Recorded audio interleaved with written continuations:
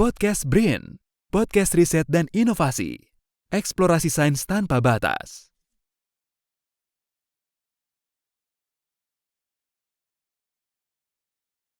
Halo kawan BRIN, selamat datang di podcast Badan Riset dan Inovasi Nasional. Perkenalkan, saya Saryasna Dewi.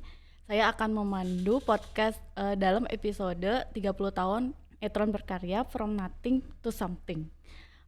Rangkaian podcast ini adalah kerjasama dari Deputi Fasilitas Riset dan Inovasi dengan Pusat Riset Teknologi Deteksi Radiasi dan Analisis Nuklir. Bersama kita telah hadir narasumber yaitu Bapak Rifai Musli. Beliau adalah peneliti hamburan neutron dengan spesialisasi residual stress. Baiklah, selamat datang Bapak Rifai. Terima kasih telah menyempatkan waktunya. Bagaimana kabarnya Bapak? Alhamdulillah. Mbak Sari gimana? Baik Bapak. Alhamdulillah. Iya, dalam podcast ini kan temanya 30 tahun neutron berkarya ya Pak. Neutron sendiri adalah bagian dari teknologi nuklir. Ya. Nah, untuk masyarakat awam teknologi nuklir itu masih masih belum tahu gitu yang sebenarnya apa gitu. Masih ingatnya tuh bom atom gitu.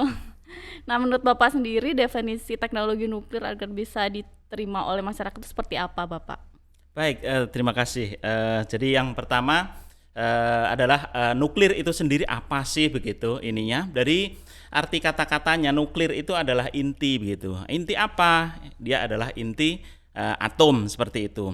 Dan tidak bisa dipungkiri begitu ininya bahwa nuklir itu diperkenalkan dengan cara yang kurang baik begitu ininya, karena memang pertama kali begitu kan ininya nuklir diperkenalkan ke masyarakat dalam bentuk yang destruktif, yaitu berupa bom nuklir seperti itu atau bom atom dulu kita kenal seperti itu begitu kan ininya, sehingga sehingga ada stigma begitu di masyarakat bahwa nuklir atau atom begitu itu sesuatu yang memang sangat mengerikan. Tapi memang ada benarnya juga begitu kan ininya, karena apa? Karena energi yang diperoleh dengan reaksi nuklir itu energinya luar biasa besarnya seperti itu.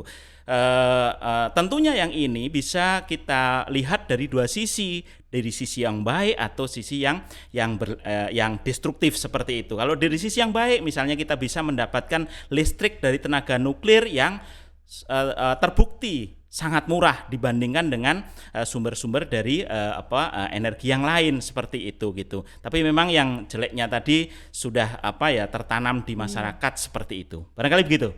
Gitu, berarti kan nuklir itu tidak ada resiko dan ada manfaatnya seperti itu. Betul, kan Pak? Betul. Iya, sebagai yang kita tahu tuh teknologi nuklir itu di belahan dunia itu kayak di negara maju dia dimanfaatkan sebagai sumber tenaga listrik ya Pak. Salah satunya. Tapi ada juga yang belum orang tahu tuh reaktor nuklir itu dimanfaatkan sebagai reaktor riset. Itu bagaimana Pak perbedaannya antara dua itu? Baik, jadi pertanyaan saya bagus sekali begitu kan ininya, bahwa nuklir itu gitu kan ininya selain dipergunakan energinya begitu kan ininya, tetapi juga bisa kita gunakan atau bisa kita manfaatkan sebagai sebuah atau suatu tools, alat untuk penelitian seperti itu gitu kan ininya. Nah, apanya yang dimanfaatkan sebenarnya dari nuklir itu sendiri? Seperti kita tahu tadi bahwa nuklir itu adalah inti seperti itu. Jadi nuklir di sini adalah inti atom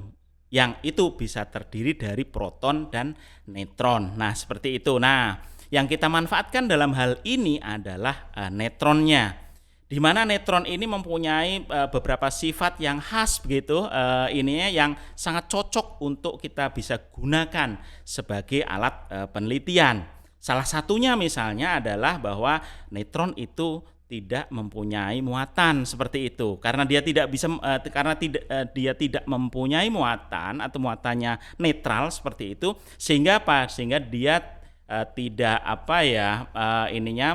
terganggu oleh muatan-muatan yang lain, sehingga dia bisa berinteraksi dengan inti-inti atom yang lain. Itu adalah satu keunggulan dari neutron kalau digunakan untuk keperluan penelitian. Nah, kemudian bagaimana sumbernya? Bagaimana kita dapatkan neutron itu, begitu kan ininya. Neutron itu bisa kita dapatkan dengan berbagai macam cara. Seperti itu, yang salah satunya itu adalah dengan menggunakan reaktornya reaktor nuklir seperti itu, karena ada juga banyak reaktor, ada reaktor kimia begitu kan ya. Ini reaktornya adalah reaktor nuklir yang kalau di Indonesia itu ada 3 reaktor nuklir di kita, ada di Bandung yang paling yang pertama kali kita bangun seperti itu, kemudian yang kedua di Jogja, dan yang terbesar itu ada di Serpong seperti itu. Yang kita gunakan untuk penelitian terutama untuk hamburan neutron itu adalah yang dihasilkan dari reaktor di Serpong. Karena apa? Karena dia mempunyai intensitas neutron yang sangat tinggi. Seperti itu barangkali. Ya berarti kan dari reaktor riset kita memanfaatkan dari keluaran neutronnya Pak, betul. Berbagai macam riset seperti itu ya Pak ya. Nah sebelum kita masuk ke neutron nih, kan ada teknologi X-ray di masyarakat kan dikenalnya teknologi X-ray sama teknologi sinar gamma. Nah itu apakah termasuk dalam teknologi nuklir bukan Pak? Baik, gitu kan ini ya. Bagaimana dengan radiasi-radiasi yang lain, misalnya radiasi gamma ataupun X-ray, kita satu-satu begitu kan ininya.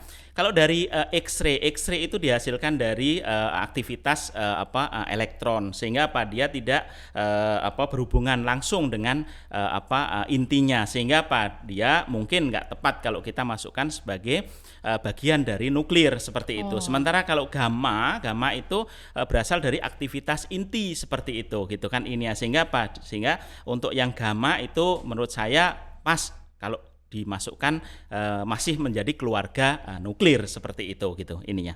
Ya. Oh iya baik Pak. Bicara tentang teknologi nuklir juga dikaitkan dengan perkembangan teknologi, kemajuan teknologi yang di dunia ini ya Pak ya.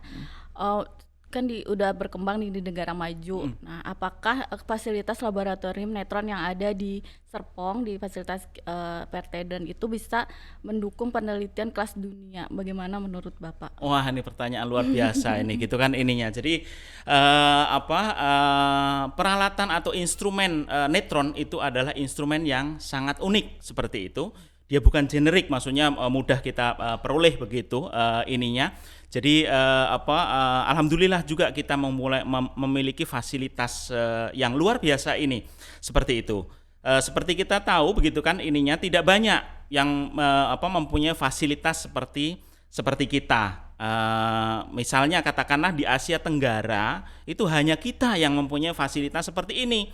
Meskipun di tempat lain itu ada reaktor nuklir, tetapi gitu kan ininya untuk bisa memiliki fasilitas hamburan neutron itu mempunyai beberapa persyaratan seperti itu. Salah satunya yang paling mudah itu adalah kalau dia berasal dari reaktornya harus powerful seperti itu. Bisa dilihat dari dayanya.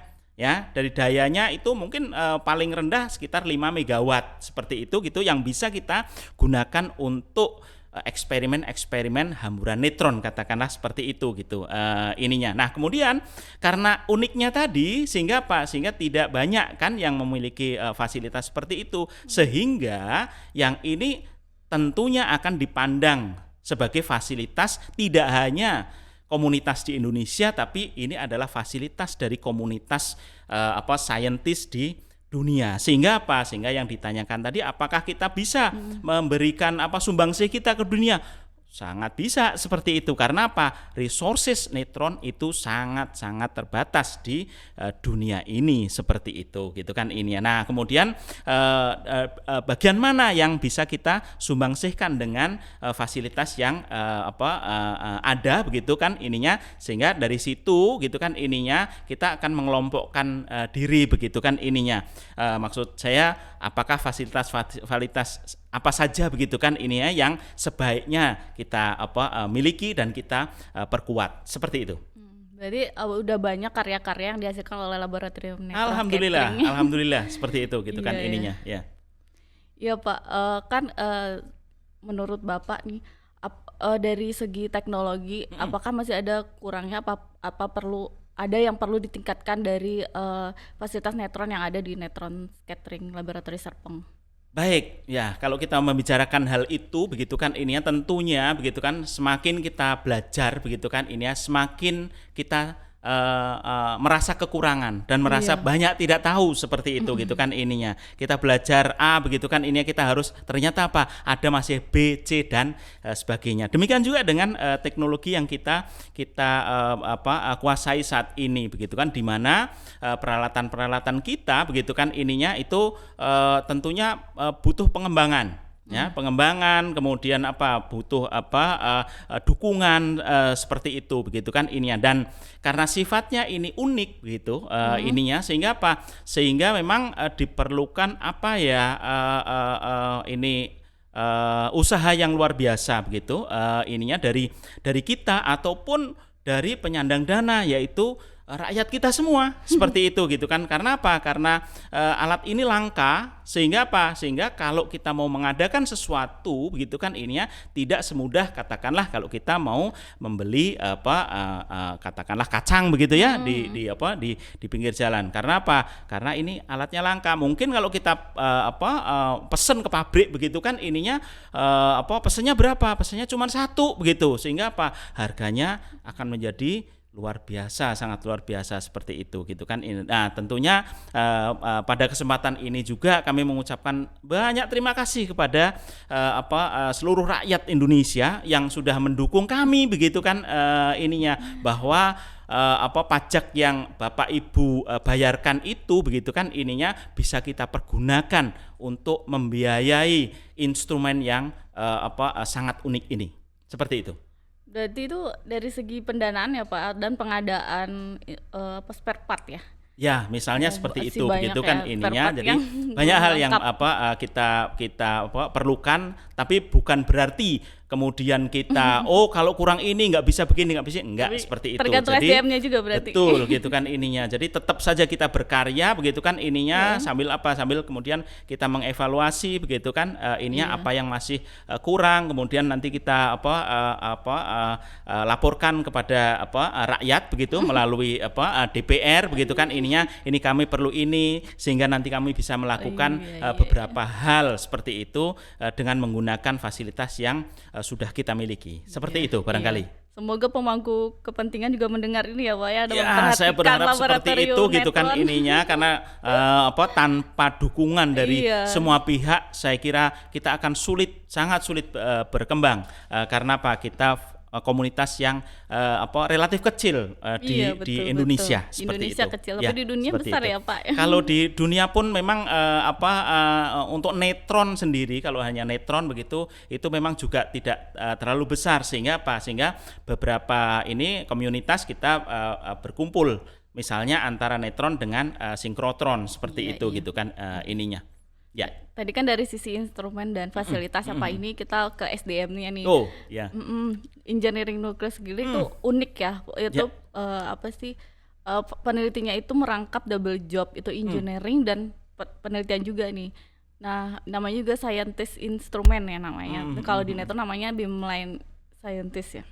Nah, sekarang tuh keadaannya pengelolaan fasilitas dan instrumen dan penelitian itu kan dipisahkan antara DPFK dan OR ya. Itu menurut Bapak gimana ke depannya tuh instrumen saintisnya? Oh, iya. Ya, ini kita berhadapan dengan mungkin sudut pandang begitu kan ininya bahwa untuk beberapa fasilitas yang generik seperti itu hal yang seperti itu sangat bisa diterima di mana para peneliti itu bisa berkonsentrasi hanya di penelitiannya sementara ada bagian lain yang akan yang mengurusi mengenai fasilitas ataupun instrumen seperti itu gitu kan ininya. Tetapi kita juga mesti lihat bahwa tidak semua peralatan atau instrumen itu generik seperti itu gitu kan ini apalagi seperti tadi gitu kita adalah komunitas kecil begitu ya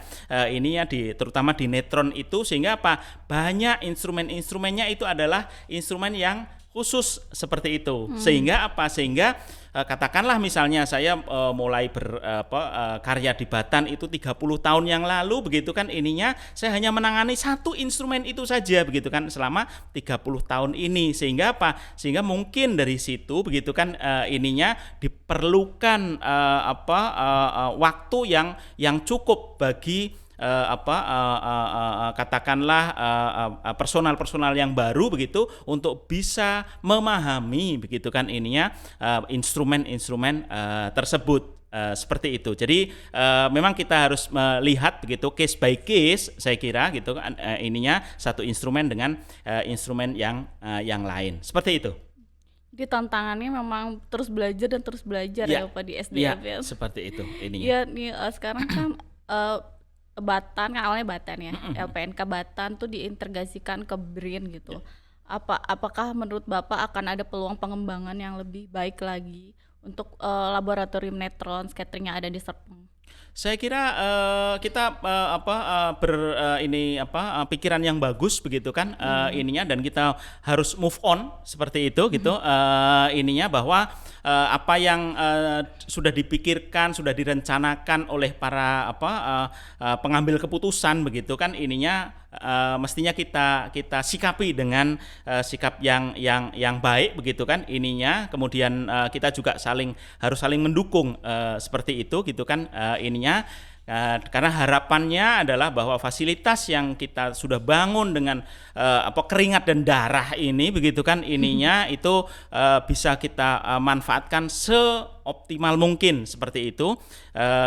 Tentu saja memang tidak bisa dipungkiri bahwa begitu kan ininya, bahwa penggabungan itu sesuatu yang mungkin begitu kan ininya diperlukan oleh zaman seperti itu, dan juga akan memerlukan waktu. Tidak semudah kalau kita katakanlah buat teh begitu, kita masukkan gula kemudian gulanya bisa langsung cair seperti itu. Karena ini kita juga mengurusi manusia yang mempunyai prosesor yang luar biasa. Saya kira seperti itu. Berarti lebih ke ini ya Pak, berpikiran positif dulu ya Pak. Ya, kita agar semoga dulu. lebih baik gitu. Akan lebih baik, penggabungan ke BRIN Insya Allah berdoa. lebih baik ya Pak ya. Berdoa. Ya. Iya nih Pak. Pertanyaan terakhir Pak, kita sudah sampai di akhir pembicaraan. Nah, 30 tahun Neutron berkarya, apakah hal-hal yang ingin Bapak sampaikan? Baik. Jadi di kesempatan yang terakhir ini begitu kan ininya, saya akan menyampaikan bahwa kita mempunyai fasilitas yang luar biasa seperti itu. Kita harus syukuri hal itu. Bagaimana kita mensyukurinya? Yaitu kita jaga fasilitas ini agar fasilitas ini bisa terus bisa digunakan tidak hanya untuk anak kita tapi juga sampai cucu kita. Dan ingat, ini adalah amanah dari seluruh rakyat Indonesia seperti itu yang membayar pajak dan mendukung kita. Saya kira itu.